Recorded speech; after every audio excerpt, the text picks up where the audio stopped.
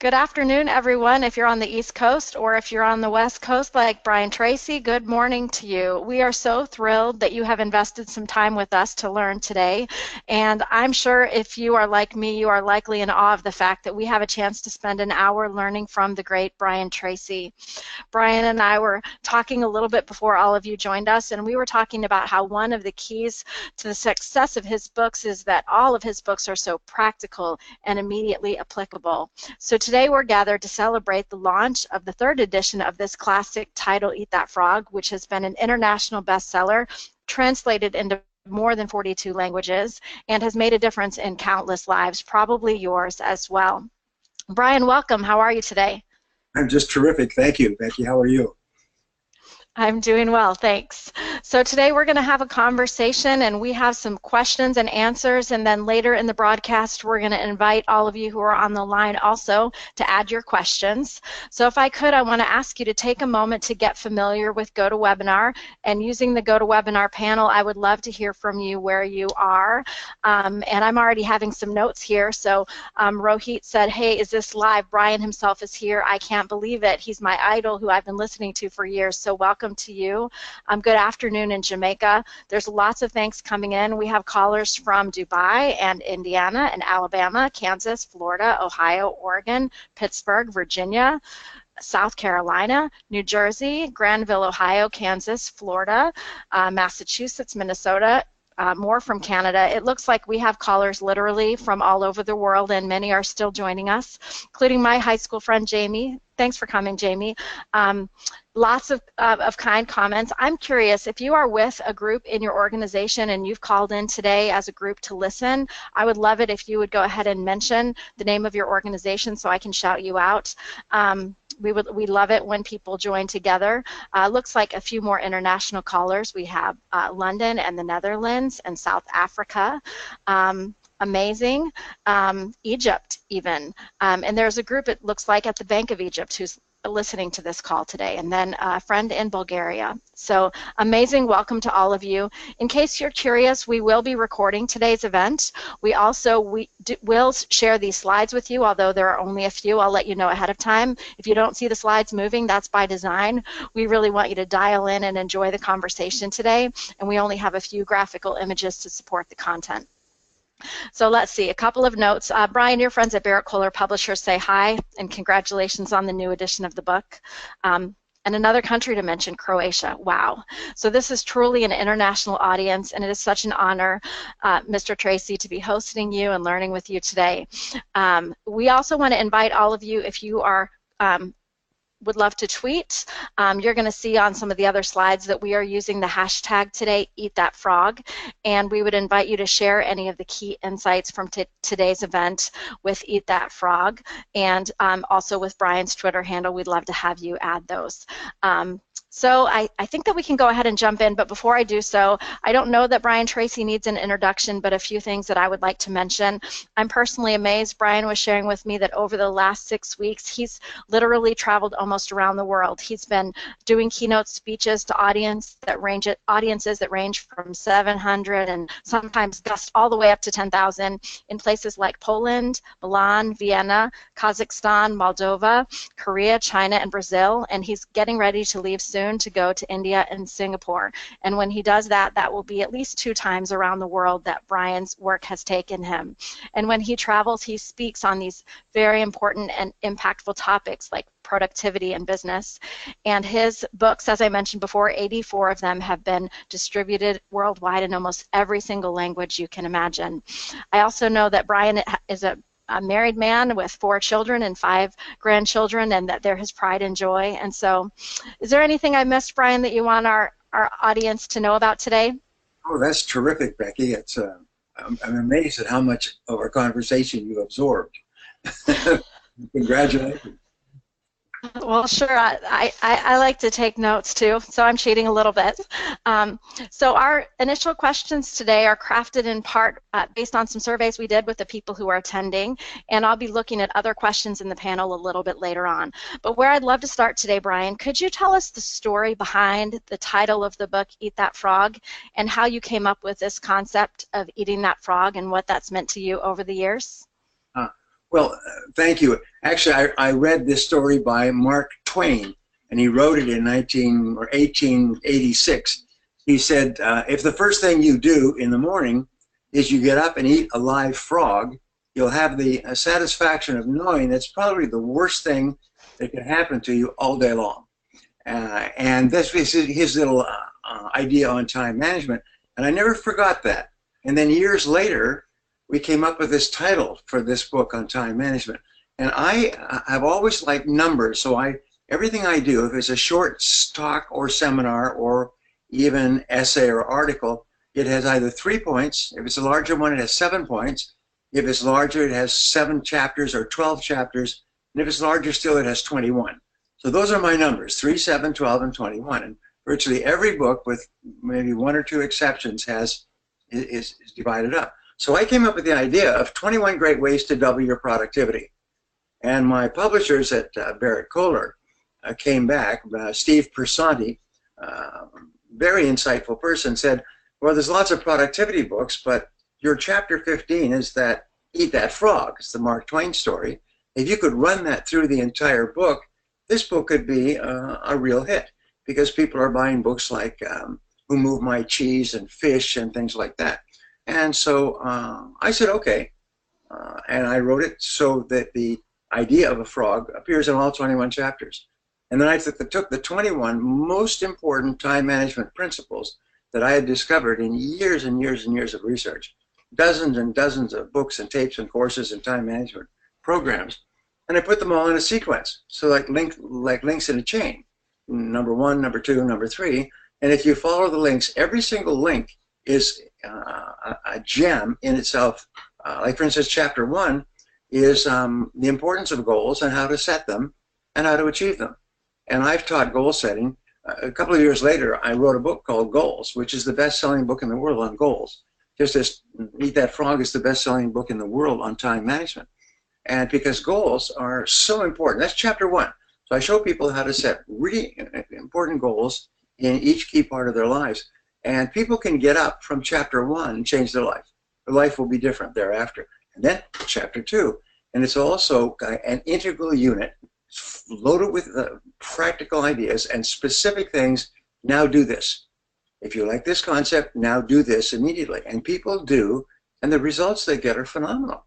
It goes into printing. It goes into 5, 10, 15, 20, 22 prints in different languages. And as I say, it's become the best-selling book in time management in the world. It sold about 1.5 million books recorded, but I've been to countries where they don't record the books, and it's probably sold more than 10 million copies. And the reason is because it's so practical. Everybody wants to be more productive. They want to get more done. They want to have a richer and better life, and this book shows them how to do it.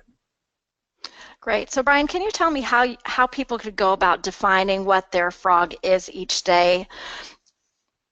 Well, what we have found, and my friend Bob Allen says it, do the worst first. What we have found is that if you ask people, what do you most enjoy doing, and what is most valuable to you in your career, it's 2 separate lists. The things that are most valuable to you are always big and hard. They're like frogs. They're difficult, they're complicated, they take a lot of time and trouble, and they are the exact activities on which we procrastinate. And so success in life really comes from overcoming the natural tendency to procrastinate. One of my favorite mottos, which is in the book and the workbook and everything else, is do it now, do it now, do it now. And so one of the best ways to start your day is simply make a list of everything that you have to do, and then say, if I could only do one thing on this list before I was called out of town for a month, what one activity would it be? And so you put a circle around that, and then you say to yourself, do it now, do it now, do it now. You just keep programming yourself. And what happens when you repeat this to yourself, it drives deep into your subconscious mind. And over time, whenever you have a major task, you look at the task and you've got lots of things to do, and then this message is triggered from your subconscious mind. It just pops up and says, do it now, do it now, do it now. And you know that if you can pick your most important task and do it now, you're going to double your income the first year. You'll double your income the first year, and I've met countless people who've increased their income 1, 2, 5, 10 times, 20, 50, one gentleman 100 times, just simply by developing the habit of picking their most important task and doing it immediately, without any excuses, without anything else. So we say, if the first thing you do in the morning is get up and start on your most important task, do not check your email, do not send messages, do not do anything. Just get up in the morning, select your most important task, and do only that until it's complete. Your whole life will transform. You will become a different person. You'll become more disciplined, more focused. You'll have higher self-esteem and self-respect. You'll have more energy and more confidence. You'll be respected more by other people. You'll be paid vastly more than people who waste their time. It's almost like a miracle, like waving a magic wand over the course of your life. And this book basically shows you step by step how to do that, and which is why it's so popular. So one of the questions that a Facebook friend, I don't know, Molly, if you're listening, put on my list when I asked for questions for you, Brian, was she was wondering if you have any reset mantras that you use to repivot or reframe your thinking. So apart from do it now, are there any other phrases that you use as mantras to keep yourself focused on what's most important? Well, there's another favorite mantra of mine, and it's called back to work, back to work. Because the natural tendency for us is to get off task, as your school teacher would tell you. You've got to get back on task. So you're working away, a phone call comes in, a friend comes in, something comes up, and you get distracted. And the natural tendency is to get distracted. It's almost like taking your hands off the wheel of a car, and the car starts to drift. And if you're not very careful, soon you'll just drift into the ditch of irrelevancies, unimportant tasks, time wasted. You won't get back to the big one. So when you see yourself getting off track, start saying, back to work, back to work, back to work, back to work. And the wonderful thing, and I've been teaching the power of affirmations, strong, simple commands that you give yourself that eventually are accepted by your subconscious mind as permanent commands. And so what happens in the morning, you get up in the morning and you make your list, and the automatic command is do it now, do it now. But if you're going to do something now, what are you going to do now? Well, do the most important thing. If you can only do one thing, do the most important thing for you at this time. And then when you start to get off task, get off track, give yourself a mental shake, say, hey, back to work, back to work. Talk to yourself. Talk to yourself in a very firm way. And one of the most wonderful thing that happens is it very soon locks in. It just becomes an automatic way of living. And here's the greatest payoff of all. People are always saying, oh, yes, but what about spontaneity and talking to your friends and having a good time at work? And I say, oh, shut up.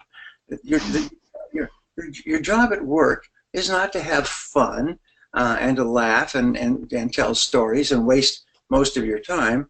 Your job is to do a good job, to do a really good job, and to be respected and esteemed by your boss and your coworkers, and to be advanced and promoted, and to make a good life for yourself and others. And here's the payoff. The payoff is that when you are working on an important task, and especially when you complete an important task, you feel wonderful about yourself. You feel happy. You have higher self-esteem. You have more self-confidence. You have more energy. It releases endorphins in your brain. Task completion is the key to success in life. To start and complete a task is the only way that you can have a wonderful life financially, but also emotionally. If you don't complete tasks, it's sort of like being in a race. And you heard of these people who run in marathons, but they're not really very fit, and they give up before the end of the marathon. And hours later they're walking across the line. You hear stories about that. Well, if you don't complete a task, or if you're working on a task and it's not complete, you actually feel a little bit like a loser. However, when you start and complete a task, you feel like a winner.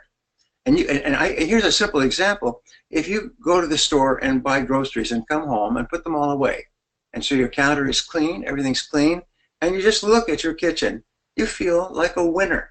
You feel happy. Task completion is one of the greatest, richest things that you can do for yourself.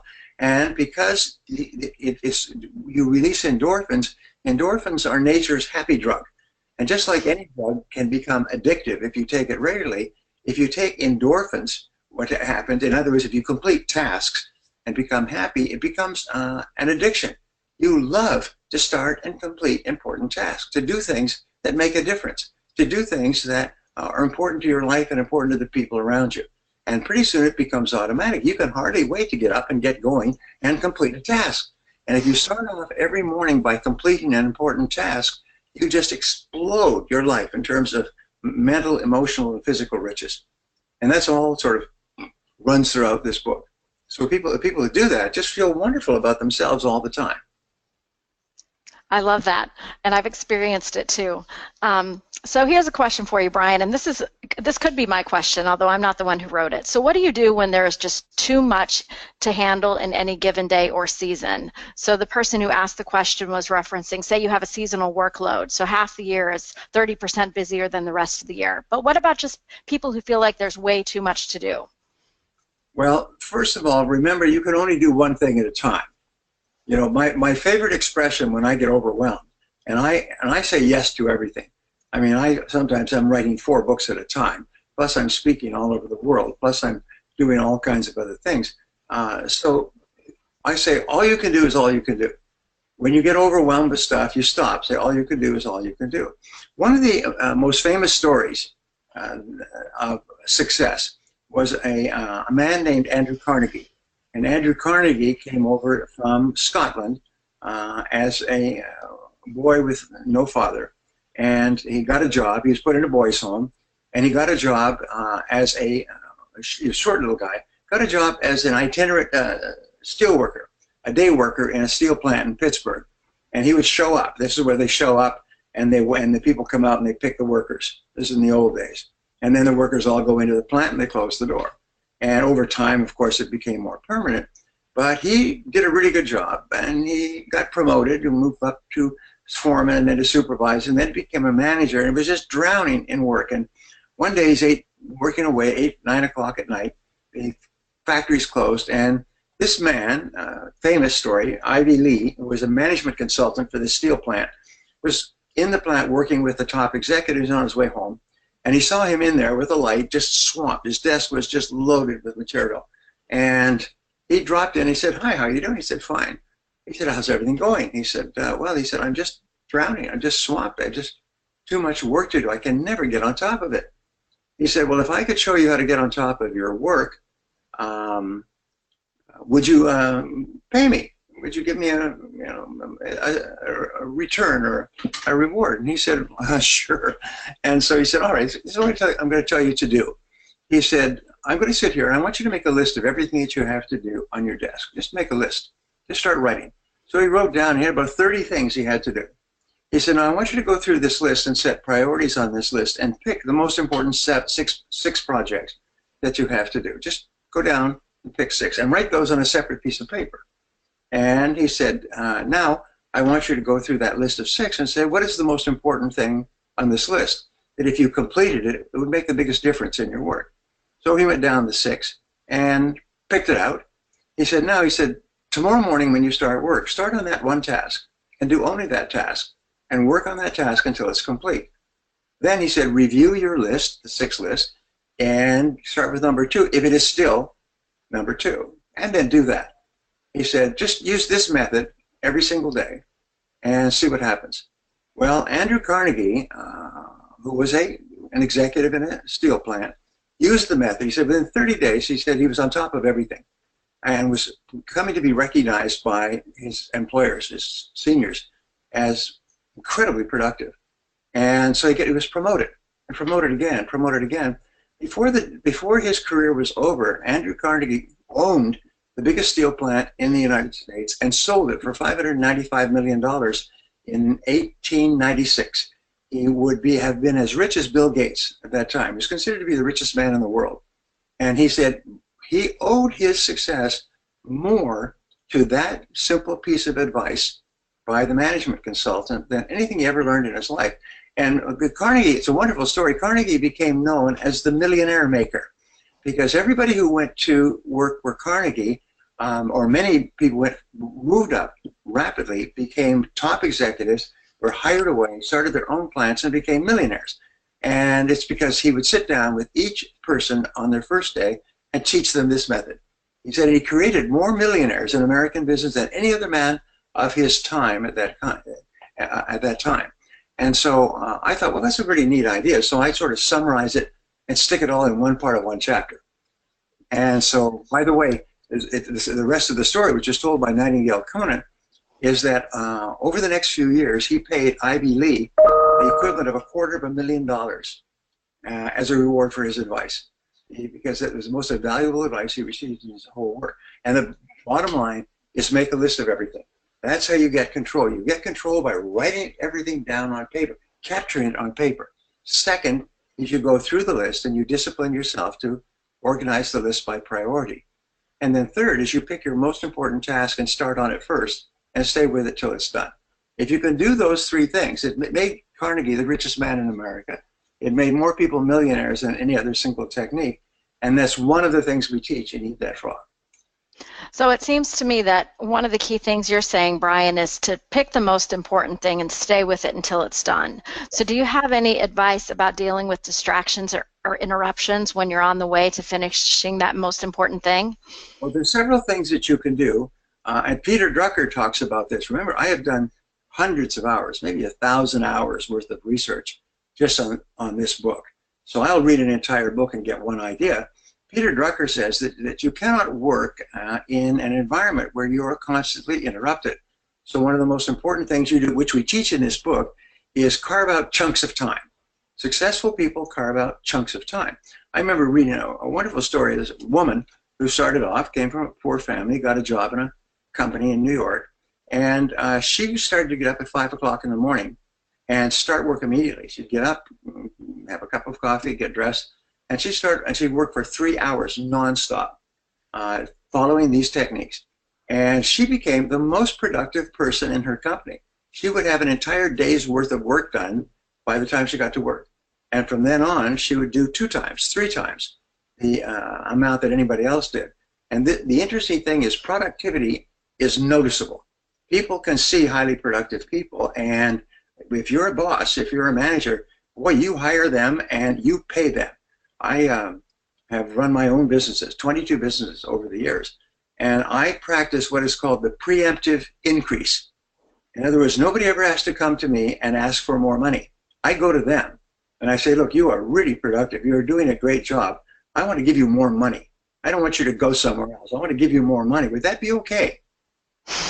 It's kind of a joke with all of my employees over the years because they always say yes. I would say, yes. I said, well, I want to give you an increase, 5%, 10%, 15%. I've given people an increase of 50% in less than a week after they started work. I said, geez, I said, you are so good at this work. I said, I want to increase your pay now. And so you have to ask. And I always tell employers, I said, good employees, people who get the work done are free. Not only that, I call them they're free plus a profit, because whatever you pay them, the value of their work is vastly greater than the amount that you pay. What it would cost you to hire someone else and teach them how to do it and manage and supervise them and punish them and everything else is much more than if you just hire a good person, pay them well. And so everybody who works for me knows. I mean, I have friends who work for me, drive Mercedes Benzes and own their own condominiums and travel all over the world. Some of them have made enormous amounts of money. And why is that? Because by gumma, if they're productive, I pay them more. And I always recommend that. They say, well, how do you get good people without paying them? I said, you don't. Because there's always somebody else out there who will pay them. Your job is to be so productive that people are lining up to hire you. Sometimes I used to ask, I say, how can you tell if a store is selling a valuable product? And the answer is there's lots of people in the store to buy the product. I said, so how can you tell if you're a valuable product in the workplace? And I said, it's very simple. You get job offers. I said, good people get job offers all the time. People are always offering them jobs. They phone them up. And they said, well, how do they find them? It's very simple. I used to work with a man, a really nice guy, and he was a consultant from one of the big headhunting companies. And he would get requests from company executives, find me someone like this. Find me a top person in this area, that area. And so he would go out, and they know where the top people are. Whenever they're moving around, they ask, so who's who's the most productive person at your place? Or who would you say is the most valuable person in your company? And he'd just go and gather this information.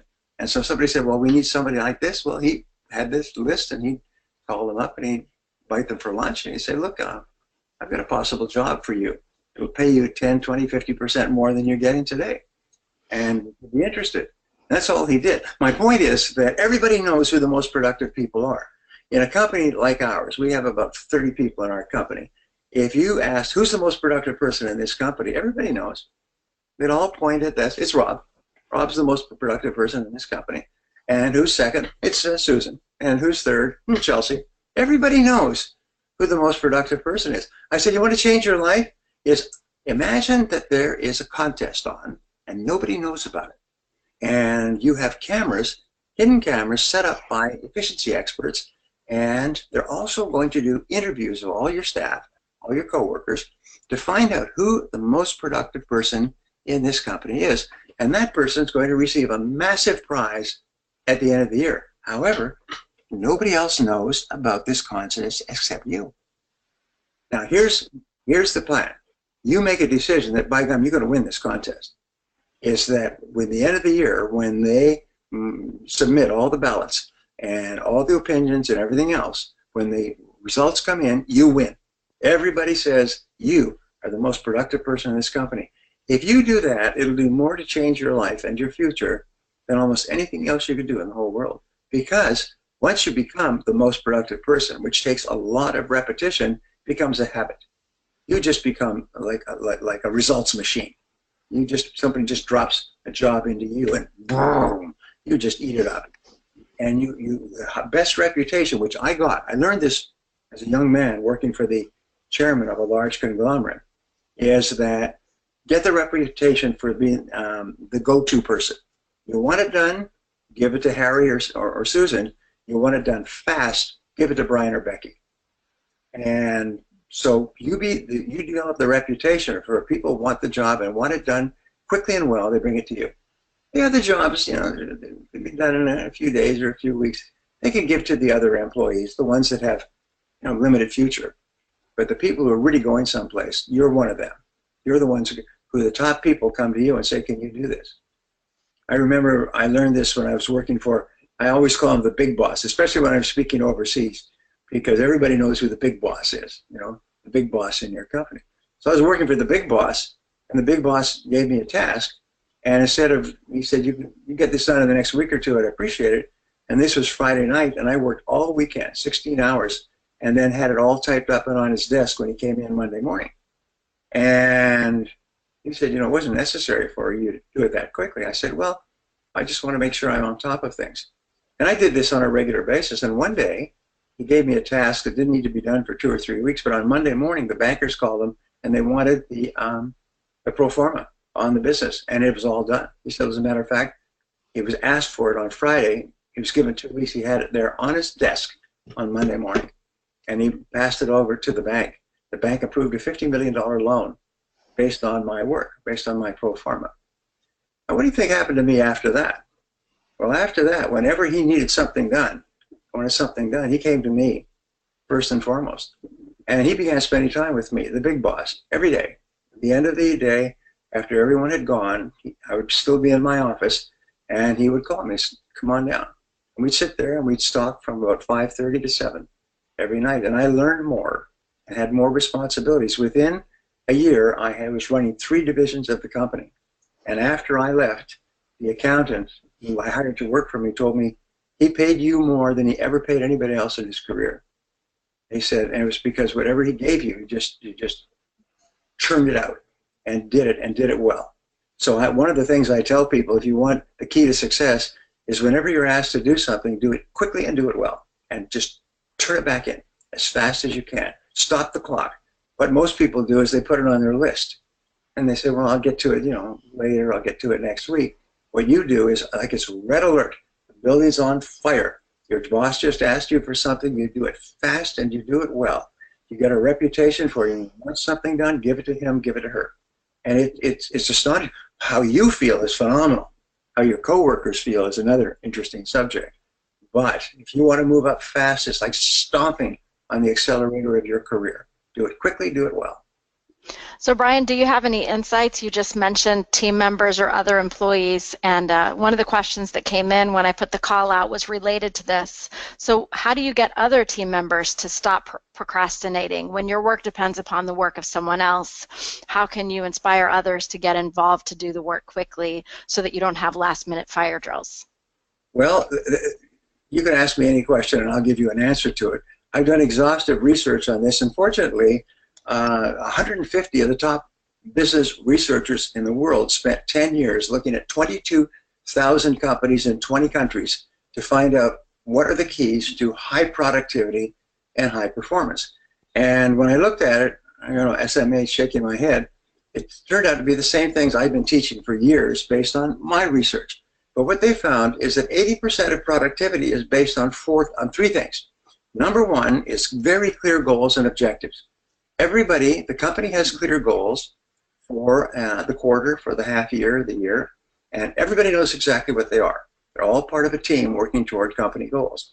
And each individual has very clear goals of their own, which tie in to the department of the company goals. And everybody's clear. They discuss them, they go back and forth, they write them down.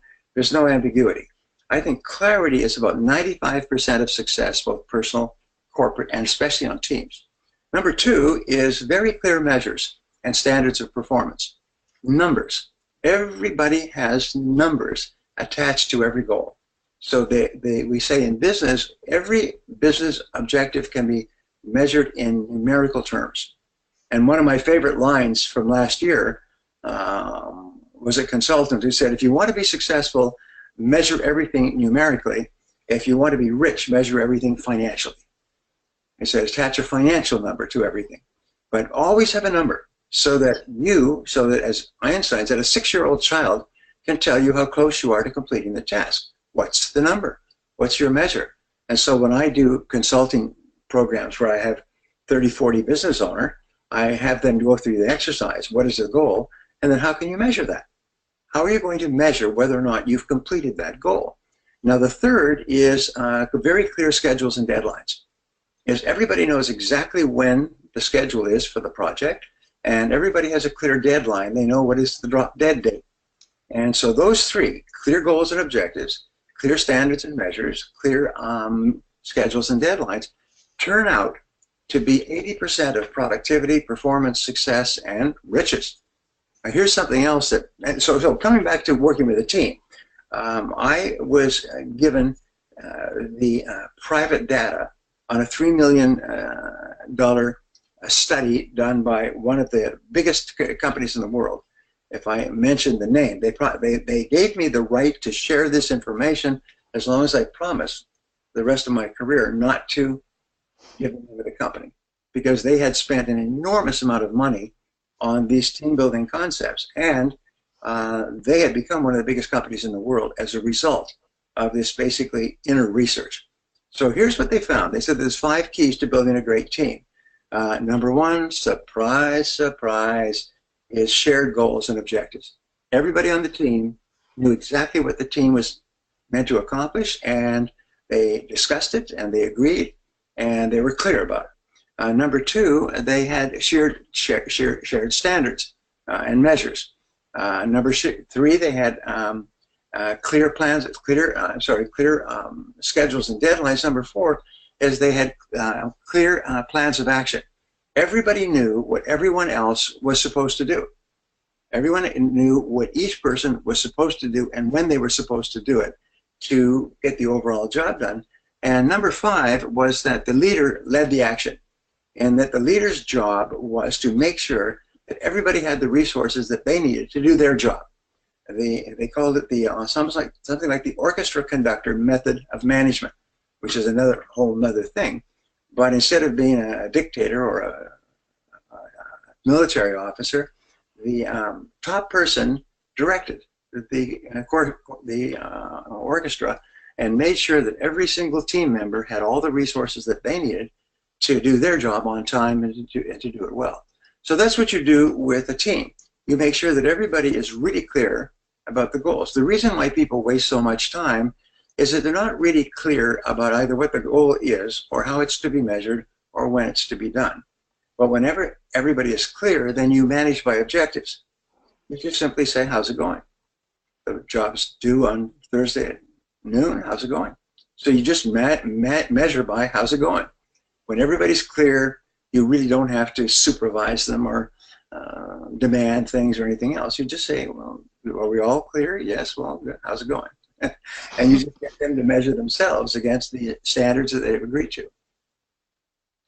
That's very helpful. Thank you. So as we've been talking, Brian, there have been lots of questions coming in, and now's our time to shift into answering those. And I want to shift to a question that goes back to our conversation when you were sharing the value of your boss gives you something important to do, jump on it quickly, do it well, turn it around. So what do you do when you're working on what you've identified to be the most important thing, the frog for the day, and then your boss asks you to do something else?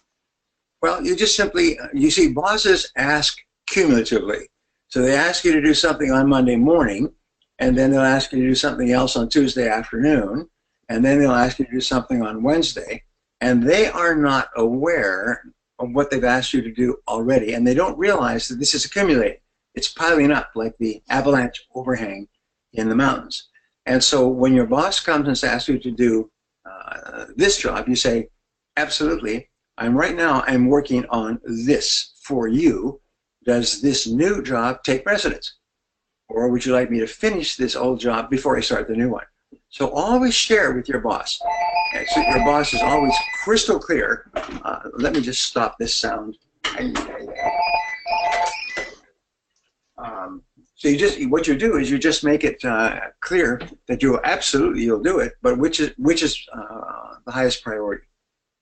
And often bosses have not thought it through. And they say, oh, you're working on that. They'll say, oh, geez, well, that really is your top priority right now. Keep working on that and then start on this. So here's one of my other rules. It's not even in here, but it says this, is the happiest times of your work life will be when you and your boss are getting along great. And the worst times of your work life is when you and your boss are not getting along too well. And the number one reason for not getting along too well is that you're working on a task that the boss doesn't consider to be as important as something else. So always ask, always discuss a couple of minutes a day to say, I want to keep focused on what is most important to you. Another thing that you can do is make a list of everything that you feel that you've been hired to do, and then you organize the list by priority, what you feel is number one, and so on. And then you take it to your boss, and you ask your boss to organize it by priority. What is his number one? What is his number two? And so on.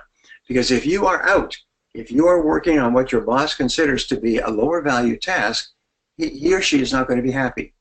Their job is to get the work done. And if you're not working on the work that they need to get done, they are going to lose their sense of humor. So when things are going through rapid change, constantly we reinforce them, almost like in a battle situation. Constantly be reinforcing with the commanding officer, what's more important now? What do we need to do now? Now that the situation has changed, now what is the top priority? And if you don't know, what will happen is people will get off track. They'll get off task, and they'll start wasting time and chatting with their friends, and they'll feel, well, maybe nothing's important right now, so I'll just play on the internet and check a little bit of spam and go shopping and so on. So your job as a boss, number one, is clarity. Clarity. You've got to make sure that everybody is crystal clear. They did a survey of more than 10,000 employees, and they asked them, can you recall the best boss you ever had? And they said, yes. So they said, yes, yes. This is different surveys. They said, all right, what was the one characteristic of the best boss that you ever had? And virtually all of them, like 95%, said the same thing. And this is across a variety of different businesses and industries. And they said, I always knew what he or she expected. I always knew what he or she expected. I knew what was the most important thing for me to do and how it was going to be measured. And so when I came to work, I always knew what my boss wanted. And that made this the happiest place I ever worked, which brings us in a round circle to what we were talking about earlier, is because if you start and complete a task, it's like crossing a finish line in a race. If you start and complete the task, you feel like the winner. You feel happy. It gives you a sense of elation and makes you hungry for more things to do. And so, but if you don't know what the task is, you don't know where the finish line is, it's sort of like playing basketball with your eyes blinded.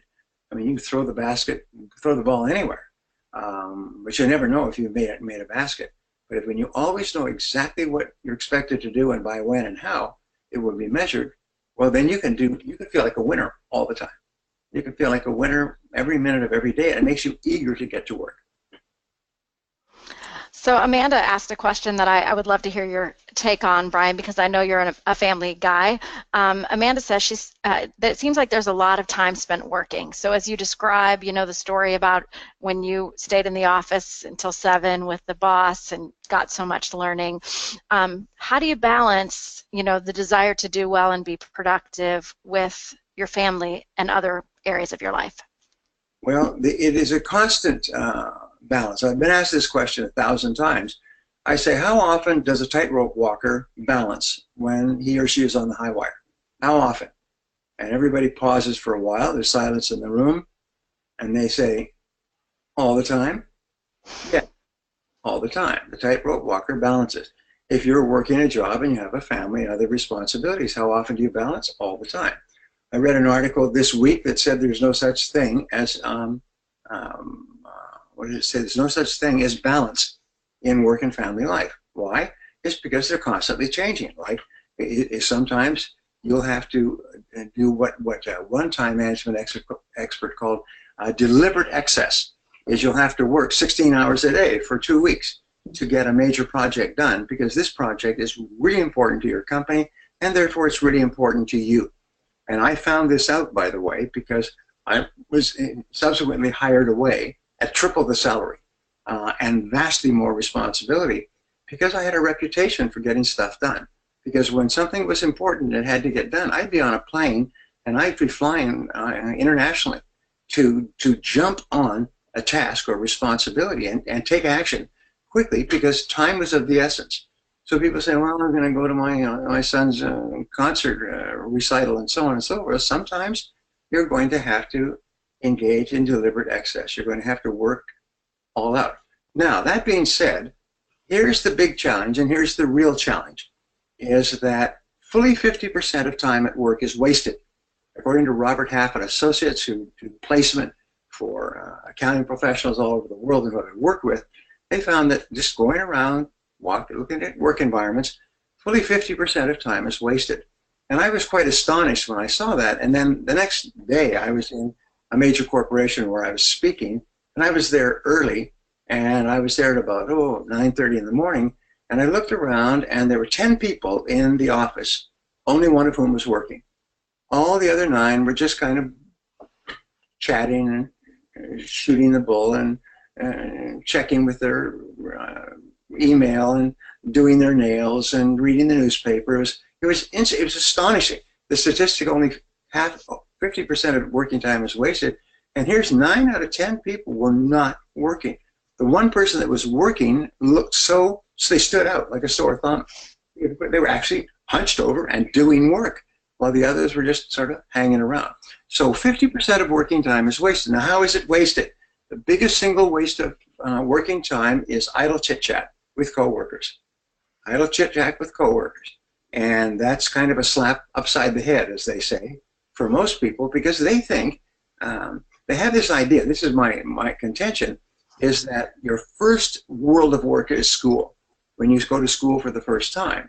But then you find that the most enjoyable part of school, and we always do what's most enjoyable, is playing with your friends.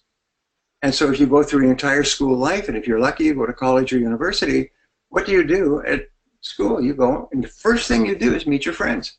Check on your friends. Where are your friends? You meet your friends at breaks, and you meet your friends at lunch, and you meet your friends after work, and you meet your friends at weekends.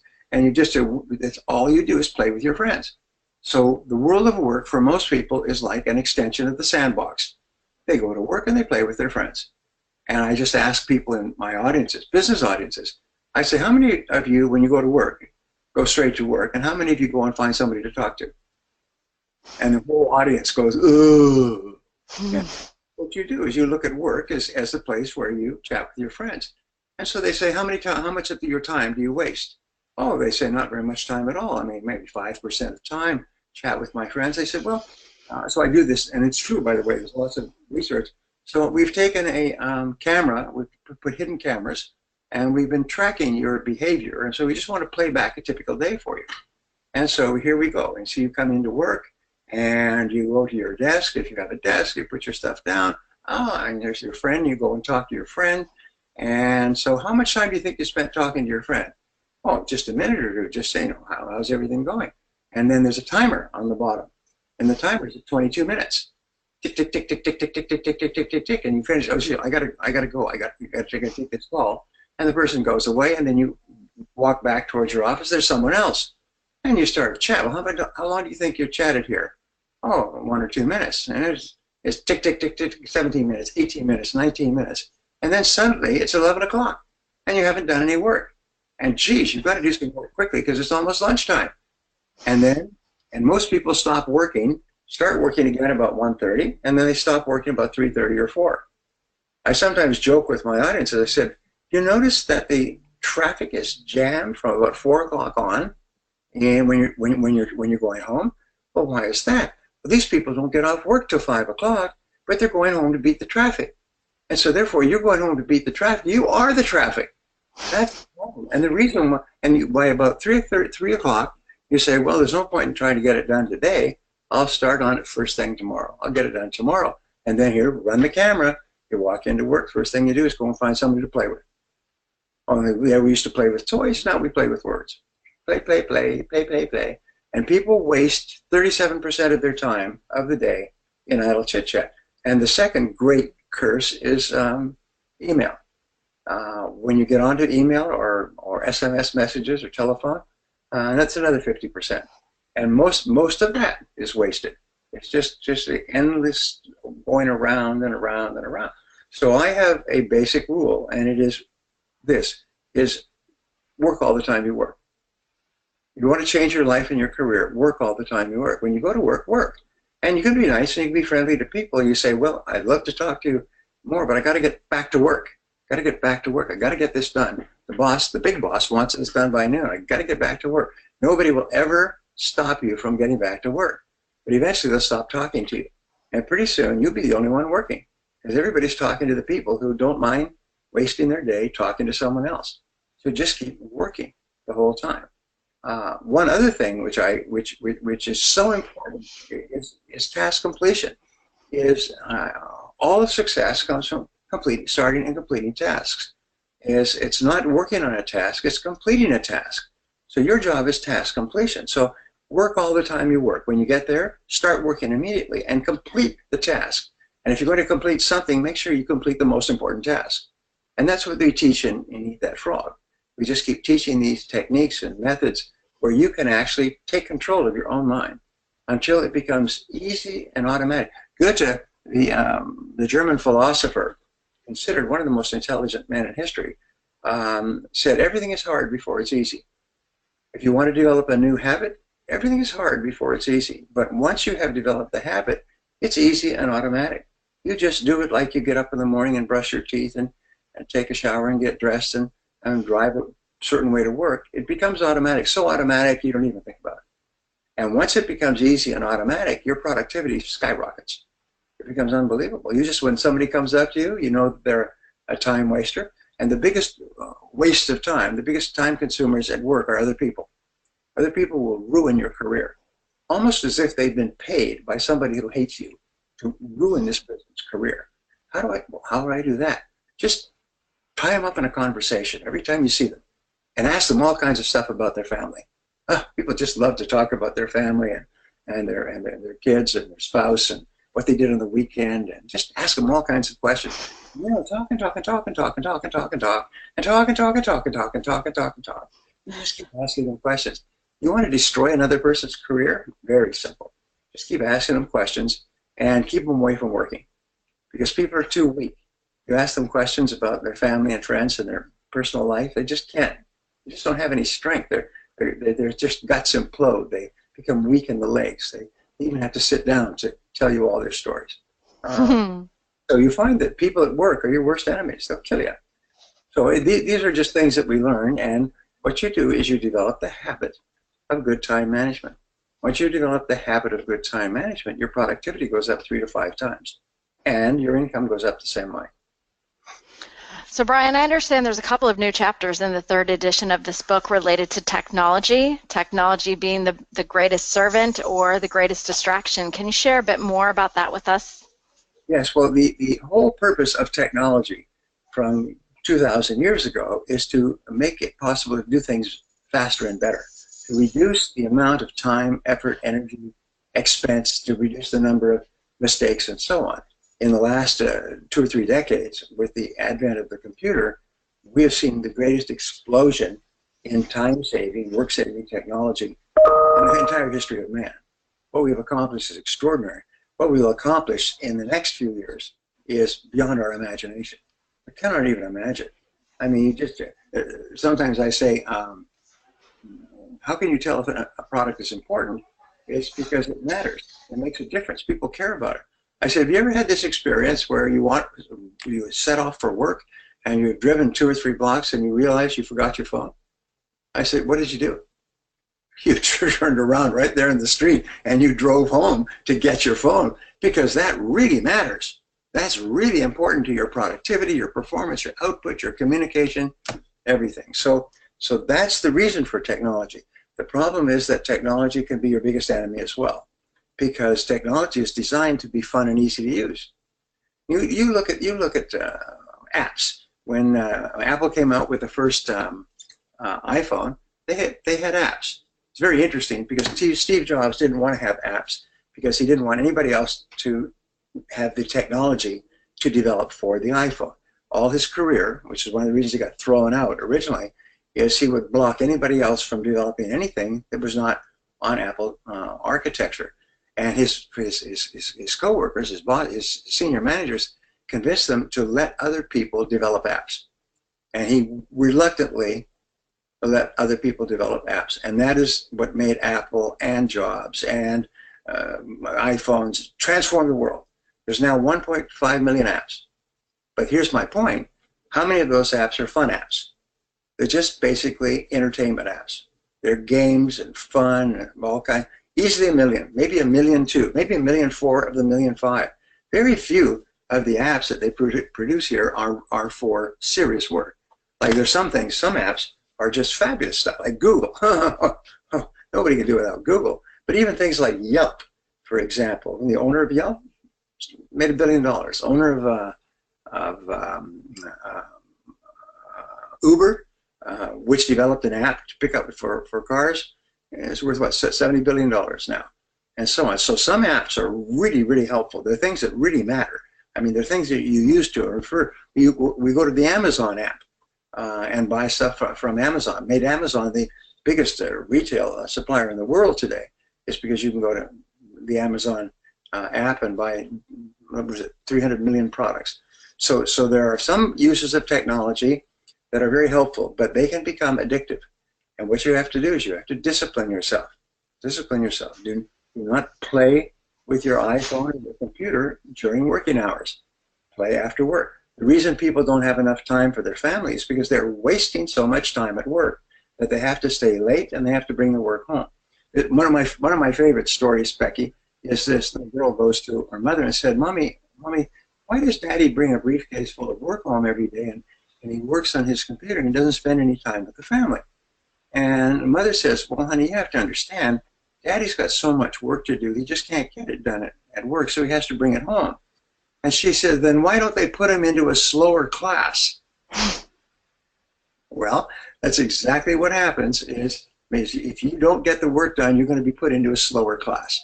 The reason why people get let go and laid off and not promoted is because they're just wasting too much time. But if you spend all of that time working, I'll often ask my audiences this. I say, what happens to your level of competence if you work all the time? You get the job done, get it done quickly and well.